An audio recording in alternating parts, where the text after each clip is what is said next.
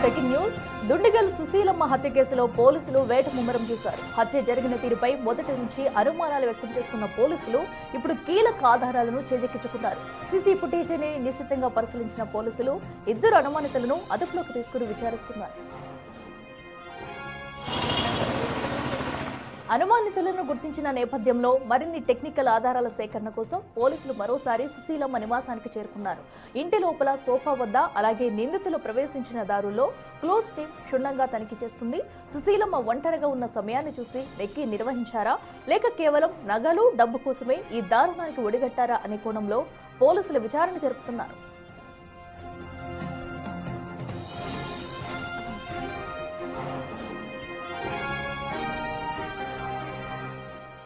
మరింత సమాచారం మా ప్రతినిధి అనిల్ లైవ్ లో అందిస్తారు. అనిల్, చెప్పండి.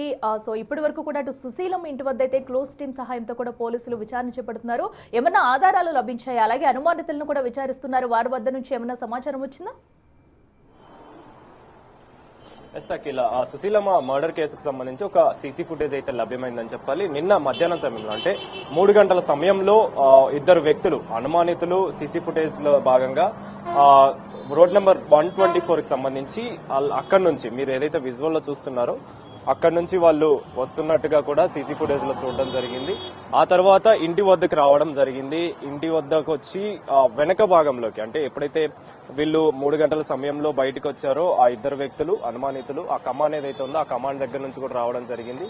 వచ్చిన తర్వాత వెనక భాగంలోకి ఫస్ట్ గా వెళ్లారు. ఆ తర్వాత వెనక భాగంలో నుంచి మళ్లీ తిరిగి బయటకు వచ్చారు. వచ్చిన తర్వాత ఈ ఏరియాలోకి అంటే ఇంటి ముందుకు రావడం జరిగింది.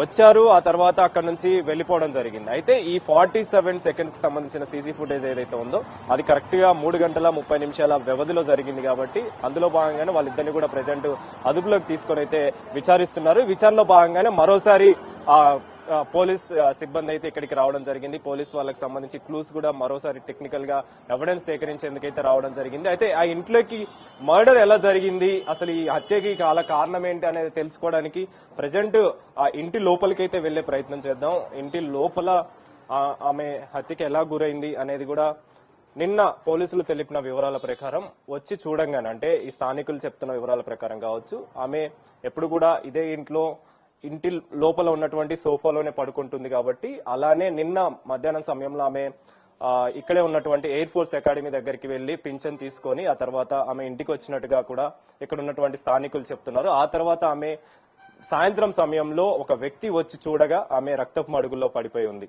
అయితే ఇదే సోఫాలో ఆమె రక్తపు మడుగుల్లో పడిపోయి ఉంది. దాన్ని మనం అబ్జర్వ్ చేయొచ్చు. ఆమె అంటే ఎప్పుడైతే ఆమె చనిపోయి ఉందో హత్యకు గురై ఉందో ఆమె పైన ఒక దుప్పటి కప్పడం, ఆ తర్వాత ఆమె ఫేస్ మీద దిండు కూడా ఒక పిల్లో కూడా పెట్టడం జరిగింది. మరి ఈ హత్యకి గల కారణం ఏంటి, అసలు ఎవరు హత్య చేశారు, దొంగతనానికి పాల్పడ్డ వాళ్ళు వస్తే మరి ఆమెకు సంబంధించిన ఆభరణాలు దొంగలించాల్సి ఉంటుంది, ఆమెకు సంబంధించిన పింఛన్ డబ్బులు కూడా ఇక్కడే ఇంట్లోనే ఉండిపోయాయి. అంటే మరి ఎవరు ఈ హత్యకి పాల్పడ్డారు అనేది కూడా తెలియాల్సిన పరిస్థితి మనకు కనిపిస్తుంది. మీరు అబ్జర్వ్ చేస్తే ఈ ఇంటికి సంబంధించి ఆ బీరో కూడా ఓపెన్ చేసి ఉంది. ఆ బీరో ఓపెన్ చేశారు. ఓపెన్ చేసినా కూడా ఆ బీరోలకు సంబంధించి ఏవి కూడా పోలేదని చెప్పేసి కూడా ఒకవేళ దొంగతనానికి గనక వస్తే ఆ దొంగతనానికి వచ్చిన వాళ్ళు ఖచ్చితంగా డబ్బులు దోచుకోవడానికి ప్రయత్నిస్తారు, లోపల ఏమున్నాయని చెక్ చేయడానికి కూడా ప్రయత్నిస్తారు. కానీ ఎక్కడ కూడా ఏవి కూడా చెల్లాచెదురుగా పడిలేవు. అంత నార్మల్ గా ఎక్కడ కూడా ప్రశాంతమైన వాతావరణం ఉండే విధంగానే ఈ ఇల్లు కనిపించిందని చెప్పేసి కూడా పోలీసులు తెలుపుతున్నారు. అంటే ఆమెని హత్య చేసిన తర్వాత బలమైన గాయం ఆమె నెత్తి వెనక తగిలింది.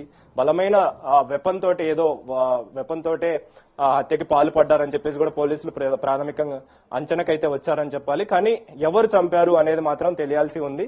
అందులో భాగంగానే అంటే హత్యకి సంబంధించి ఆమెని హత్య చేసిన తర్వాత ఆమె పైన దుప్పటి కప్పడం, అదేవిధంగా పిల్లో కూడా కప్పడం జరిగింది. అంటే పిల్లోతోటి అంటే అప్పుడు ఎప్పుడైతే ఆమెని హత్య చేయాలనుకున్నారో హత్య చేసిన అనంతరం ఆమె ఇంకా స్పృహలో ఉన్న నేపథ్యంలోనే పిల్లో దిండు ఆమె ముఖం మీద పెట్టి అంటే ఆమె ఫేస్ మీద పెట్టి ఆ తర్వాత ఊపిరాడకుండా చేసి హత్యకి పాల్పడ్డారా అనేది కూడా తెలియాల్సిన పరిస్థితి మనకు కనిపిస్తుంది. ఇందులో భాగంగానే ప్రెసెంట్ సీసీ ఫుటేజ్ లో ఎవరైతే ఇద్దరు వ్యక్తులు అనుమానితులు కనిపించారో వాళ్ళని అదుపులోకి తీసుకొని అయితే ప్రెసెంట్ విచారిస్తున్నారు. అంతేకాకుండా ఈమె సోఫాలో ఇక్కడ పడుకొని ఉంటుంది. అక్కడ బీరో ఓపెన్ చేసిన తర్వాత మళ్ళీ ఈ ఇంట్లో ఉన్నటువంటి ఒక బీరో ఉంది. ఆ బీరో కూడా ప్రశాంతంగా ఎక్కడ కూడా చెల్లాచెదురు లేకుండా లోపల అన్ని కూడా బట్టలు ఎక్కడికక్కడ సర్దినట్టే కనిపిస్తుంది, కానీ బీరో మాత్రం ఓపెన్ చేసి ఉంది. మరి బీరో ఓపెన్ చేసి ఉంటే మరి దొంగతనానికి చేసిన వ్యక్తులు, దొంగతనానికి చేయడానికి వచ్చిన వ్యక్తులు ఎవరైనా సరే ఆ బీరోలో ఉన్నటువంటి బంగారం కావచ్చు, అదే విధంగా డబ్బుకు సంబంధించి కావచ్చు, లేదా ఏవైనా వస్తువులు లోపల కనుక ఉంటే వాల్యూకి సంబంధించిన వాల్యూ వస్తువులు ఏమైనా ఉంటే ఖచ్చితంగా విలువ చేసే వస్తువుల్ని తీసుకోవడానికి ఆ దుప్పట్లు కావచ్చు, ఆ బట్టలు కావచ్చు, వస్తువులు కావచ్చు, అవన్నీ కూడా బయటికి తీయాల్సి ఉంటుంది. కానీ ఎక్కడ కూడా ఆ విధంగా తీసిలేదు. మరి ఎవరు చంపారు, ఎవరు ఇంతటి దారుణానికి సుశీలమ్మని ఒడిగట్టారు హత్య చేయడానికి అని చెప్పేసి కూడా తెలియాల్సి ఉంది. అదొక మిస్టరీగా మారిందని చెప్పాలి. ఇప్పటికే పోలీసులు ఈ కేసు విషయంలో దర్యాప్తు వేగవంతం చేశారని చెప్పాలి. అందులో భాగంగానే ప్రెసెంట్ పోలీసులు మరోసారి ఇక్కడికి రావడం జరిగింది. దానికి సంబంధించి సీసీ ఫుటేజ్ ని బేస్ చేసుకుని టెక్నికల్ ఎవిడెన్స్ సేకరించేందుకు, అదేవిధంగా నిన్న డాగ్ స్క్వాడ్ ని కూడా తీసుకొచ్చారు కాబట్టి దగ్గరలో ఉన్నటువంటి ఒక కంపెనీ దగ్గర వాళ్ళు డాగ్ స్క్వాడ్ కి సంబంధించి కూడా అక్కడే 2-3 రౌండ్లు తిరిగినట్టుగా కూడా తెలుస్తుంది.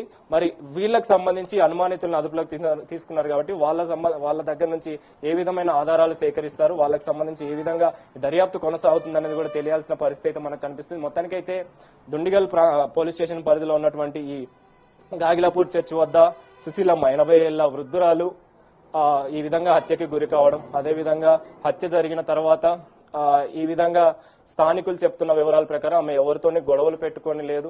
అదే విధంగా నిన్న సాయంత్రం సమయంలో ఆమె రక్తపు మడుగుల్లో పడి ఉండడంతో చూసిన తర్వాత పోలీసులకు సమాచారం ఇస్తే వాళ్ళు వచ్చారు. అంటే దానికి ముందు కూడా మనవడు చెప్తున్న వివరాలు కావచ్చు, కొడుకు చెప్తున్న వివరాలు కావచ్చు, ఎవరికి కూడా అనుమానాలు లేవు. కానీ ఈ విధంగా హత్యకి ఎవరు పాల్పడ్డారు అనేది మాత్రం తెలియట్లేదని చెప్పేసి కూడా వాళ్ళు తెలుపుతున్న పరిస్థితి. అదే విధంగా ఆమె చెవుకి ఉన్నటువంటి కమ్మలు ఏవైతే ఉన్నాయో అవి పోయాయని చెప్పేసి, ఎడమ చేతికి ఉన్న ఉంగరం కూడా పోయిందని చెప్పేసి కొడుకైతే విన్సెంట్ అయితే చెప్తున్న పరిస్థితి అయితే మనకు కనిపిస్తుంది. మరి ఎవరు చేశారు, మరి దొంగలించడం కోసం వచ్చిన దొంగలించడానికి వచ్చారా, హత్య చేయడానికి గల కారణాలు ఏంటి, అవన్నీ కూడా తెలియాల్సిన పరిస్థితి మనకు కనిపిస్తుంది. దానికి సంబంధించి పూర్తిగా క్లూస్ అన్నిటిని కూడా సేకరిస్తున్నారు.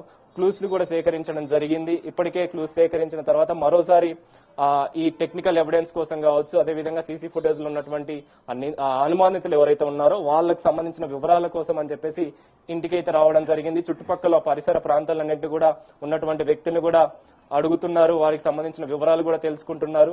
ఇందులో భాగంగానే మీరు ఒక్కసారి నాతో పాటు బయటకు వస్తే ఈ ఇంటి లోపల నుంచి ఎప్పుడైతే ఆ సీసీ ఫుటేజ్ ని బేస్ చేసుకుని కనుక వదిలితే పోలీసులు దాంట్లో భాగంగానే లోపల ఉన్నటువంటి వివరాలు సేకరించిన అనంతరం ఇక్కడ నుంచి డాగ్ స్క్వాడ్ కూడా దాదాపు 1/2 కిలోమీటర్ల వరకు కూడా వెళ్లి అక్కడ ఒక కంపెనీ దగ్గర పాన్ డబ్బా వద్ద 2-3 రౌండ్లు కొట్టి ఆ తర్వాత వచ్చినట్టుగా కూడా తెలుస్తుంది. అందులో భాగంగానే పోలీసులు కూడా దానికి సంబంధించిన వివరాలు అవన్నీ కూడా సేకరిస్తున్నారు. మీరు విజువల్స్ లో అబ్జర్వ్ చేయొచ్చు, అక్కడ పోలీసు వాళ్ళు కనిపిస్తున్నారు. ఆ పోలీసు వాళ్ళకి సంబంధించిన వివరాలు, అక్కడ ఉన్నటువంటి వ్యక్తుల వివరాలు అవన్నీ కూడా సేకరిస్తున్నారు. అయితే సీసీ ఫుటేజ్ విషయానికి వస్తే వీళ్ళంతా కూడా ఆ కమాన్ వద్ద నుంచి ఇక్కడికి రావడం అయితే జరిగింది. దానిలో భాగంగానే ఇప్పుడు ఇంటికి సంబంధించి ఇంటి బ్యాక్ సైడ్, అంటే ఎప్పుడైతే వాళ్ళు అనుమానితులు వచ్చిన తర్వాత బ్యాక్ సైడ్ కి వెళ్లడం జరిగింది. కొద్దిసేపు అక్కడ టైం స్పెండ్ చేసి అనంతరం ఇక్కడికి రావడం జరిగింది. ఇంటి దగ్గరికి వచ్చారు, ఈ ఏరియాలో నించొని ఆ తర్వాత వాళ్ళు అక్కడి నుంచి వెళ్లిపోవడం జరిగింది. అందులో భాగంగానే ఆ సీసీ ఫుటేజ్ లో అనుమానితులు ఎక్కడి దాకా అయితే వెళ్లిన ఆ వ్యక్తులకు సంబంధించి వాళ్ళకి సంబంధించిన వివరాలు తెలుసుకునేందుకు వాళ్ళు ఎక్కడి నుంచి వచ్చారు, ఎటువైపు వెళ్లారు అనేది కూడా వాళ్ళు సీసీ ఫుటేజ్ ఆధారంగా అయితే దర్యాప్తు చేస్తున్నారు. దర్యాప్తులో భాగంగానే ఈ ఇంటి బ్యాక్ సైడ్ వరకు కూడా వాళ్ళు రావడం జరిగింది. అంటే సీసీ కెమెరా అక్కడ ఉంది. ఆ సీసీ కెమెరాలో రికార్డ్ అయినటువంటి దృశ్యాలన్నీ కూడా దానికి సంబంధించి వాళ్ళు క్యాప్చర్ చేయడం జరిగింది. 47 సెకండ్ల డ్యూరేషన్ ఉన్నటువంటి ఆ సీసీ ఫుటేజ్ లో ఉన్నటువంటి ఆ ఇద్దరు వ్యక్తుల్ని అయితే ప్రెసెంట్ అనుమానితుల్ని అదుపులోకి తీసుకున్నారు. ఇక్కడే వచ్చి వాళ్ళు వెయిట్ చేయడం జరిగింది. కొంచెం సేపు వెయిట్ చేసిన తర్వాత కొద్దిసేపు మాట్లాడుకున్నారు. ఆ తర్వాత ఇంటి ముందుకు వెళ్లారు. మరి ఇంటి ముందుకు వెళ్లిన తర్వాత వాళ్ళు ఏం చేశారు ఏంటి అనేది కూడా తెలియాల్సి ఉంది. అందులో భాగంగానే ప్రెసెంట్ పోలీసులు కూడా దర్యాప్తులో భాగంగా దానికి సంబంధించిన టెక్నికల్ ఎవిడెన్స్, దానికి సంబంధించిన ఆధారాలు అయితే సేకరిస్తున్నారు. ఇటు ముందే ఇప్పటికే నిన్న జరిగినటువంటి ఘటనలో భాగంగా ఇంట్లో క్లూస్ అయితే సేకరించడం జరిగింది. అందరినీ కూడా వివరాలు, ఆధారాలు కూడా సేకరించారు అందరి దగ్గర నుంచి. కానీ ప్రెసెంట్ సీసీ ఫుటేజ్ లో ఉన్నటువంటి అనుమానితులను అయితే పోలీసులు అదుపులోకి తీసుకున్నారు కాబట్టి మరి వాళ్ళు ఏమన్నా చేశారా, లేకపోతే వాళ్ళకి సంబంధించి వివరాలు ఏంటి అనేది మాత్రం తెలియాల్సిన పరిస్థితి అయితే మనకు కనిపిస్తుంది. కాబట్టి మొత్తానికైతే మిస్టరీగా ఉన్నటువంటి ఈ హత్య కేసులో ఎవరు హత్య చేశారు, ఎందుకు ఇంతటి దారుణకు ఒడిగట్టారు అనేది మాత్రం తెలియాల్సిన పరిస్థితి మనకు కనిపిస్తుంది. మీరే చూశారు, ఆ లోపల ఆమె రక్తపు మడుగులో పడిపోయి ఉన్న అనంతరం ఒక వ్యక్తి అంటే షట్టర్ కొనేందుకు, అదేవిధంగా షట్టర్ రెంట్కి తీసుకునేందుకు వచ్చి నా వ్యక్తి వివరాలు తెలుసుకునేందుకు వెళ్లిన క్రమంలో ఆమె రక్తపు మడుగులో పడి ఉంది కాబట్టి అప్పుడు సమాచారం పోలీసులకు ఇవ్వడం, పోలీసులు వెంటనే ఘటన స్థలానికి వెళ్లి వచ్చి క్లూస్ అయితే సేకరించడం జరిగింది. మరి ఈ హత్యకి పాల్పడ్డ వ్యక్తి ఎవరు, ఎంతమంది ఇందులో ఉన్నారు, అసలు ఈ హత్య చేయాల్సిన అవసరం ఏమొచ్చింది అనే విషయాలు మాత్రం తెలియాల్సిన పరిస్థితి మనకు కనిపిస్తుంది. ప్రెసెంట్ అయితే స్పెషల్ టీమ్స్ తోటి అదేవిధంగా క్రైమ్ టీమ్స్ అంతా కూడా దర్యాప్తు వేగవంతం చేశారు. సుశీలమ్మని హత్య చేసింది ఎవరనే కోణంలో అయితే దర్యాప్తు ముమ్మరం చేశారని చెప్పాలి. అఖిల, సడన్లీ ఏదైతే తను పింఛన్ తీసుకుని వచ్చిన తర్వాత ఈ హత్య జరిగినట్లయితే క్లియర్ కట్ గా తెలుస్తుంది. అంటే ఆవిడ పింఛన్ తీసుకుని వచ్చే సమయంలోనే తను ఎవరైనా వెంబడించి పింఛన్ డబ్బుల కోసమో లేదంటే తన ఒంటి మీద ఉన్న బంగారం కూడా కొంత మాయమైనట్టు తెలుస్తుంది. వాటి కోసం వచ్చారనుకోవచ్చా, లేదంటే తన కొడుకు ఎవరైతే ఉన్నారో సో తనే చెప్తున్నారు స్వయంగా తన ఒంటి మీద బంగారం పోయిందని, లేదా ఎవరి మీదన్నా తమ కొడుకు అనుమానం వ్యక్తం చేస్తున్నారా? ఎస్ అఖిల, ఇక్కడ కొన్ని ప్రశ్నలు అయితే మనకు తెలియాల్సి ఉంది. ఒకవేళ ఆమె పింఛన్ కోసం అని వెళ్లిన తర్వాత ఆమె పింఛన్ తీసుకొచ్చిన డబ్బులు ఇంట్లోనే ఉన్నాయి, పింఛన్ డబ్బులు కూడా ఎక్కడ వెళ్లేదు. అదే విధంగా మనవడు కూడా ఉదయం 7:45 ఇక్కడ నుంచి తను ఉద్యోగానికి వెళ్లాడని చెప్పేసి కూడా చెప్తున్నారు. అంటే ఈ ఘటన జరిగి కూడా, అంటే ఈ హత్య జరిగింది కూడా పోలీసులు తెలుపుతున్న వివరాల ప్రకారం 2:30 గంటల నుంచి 3 గంటల సమయంలోనే జరిగింది అని చెప్పేసి కూడా పోలీసులు అయితే ఒక ప్రాథమిక నిర్ధారణకు అయితే వచ్చారు. మరి ఈ టైంలో, ఈ డ్యూరేషన్ లోనే హత్య జరిగిందని చెప్పేసి చెప్తున్నారు. కాబట్టి మరి ఈ హత్య చేసింది ఎవరు, ఆ సమయంలో ఎవరు వచ్చారనేది మాత్రం తెలియాల్సిన పరిస్థితి మనకు కనిపిస్తుంది. అందులో భాగంగానే సీసీ ఫుటేజ్ బేస్ చేసుకుని ప్రెసెంట్ దర్యాప్తు వేగవంతం చేస్తున్నారని చెప్పాలి. దానికి సంబంధించే అంటే అనుమానాలు, రకరకాల అనుమానాలు అయితే వ్యక్తమవుతున్నాయి. అంటే ఆమె పింఛన్ కోసం అని వెళ్లి ఎయిర్ ఫోర్స్ అకాడమీ దగ్గరికి పింఛన్ కోసం వెళ్ళింది. ఆ తర్వాత ఆమె ఇంటికి వచ్చిన తర్వాత సాయంత్రం 4-5 గంటల సమయంలో ఒక వ్యక్తి ఆ షట్టర్ కోసం అని రెంట్ కోసం అని వచ్చినటువంటి వ్యక్తి లోపలికి వెళ్లి చూడగా కిటికీలో నుంచి చూస్తే ఆమె రక్తపు మడుగుల్లో పడి ఉంది. మరి ఎవరు ఆ హత్య చేసింది, ఒకవేళ బంగారానికి సంబంధించి కావచ్చు లేదా డబ్బు కోసం కనుక వస్తే ఖచ్చితంగా ఆ పింఛన్ డబ్బులు తీసుకొని పోవాల్సి ఉంటుంది. అదే విధంగా ఆమె దగ్గర ఉన్నటువంటి ఆభరణాలన్నీ కూడా దొంగలించాల్సి ఉంటుంది. కానీ చెవి కమ్మలు పోయినాయి అని చెప్పేసి మాత్రం కొడుకు చెప్తున్నాడు. అదేవిధంగా చేతికి ఉంగరం ఉంది, అది పోయిందని చెప్పేసి చెప్తున్నారు. కానీ డబ్బులు కూడా పోలేదు. మరి ఎవరు ఈ హత్య చేశారు, దొంగతనానికి చేయడానికి వచ్చిన వాళ్ళైతే మరి దొంగతనం చేసే వ్యక్తి అన్ని కూడా దొంగలించాల్సి ఉంటుంది. మరి ఎవరు చేశారనేది మాత్రం తెలియాల్సిన అవసరం అయితే మనకు ఉందని చెప్పాలి. అఖిల, రైట్ అనిల్, థ్యాంక్ యూ.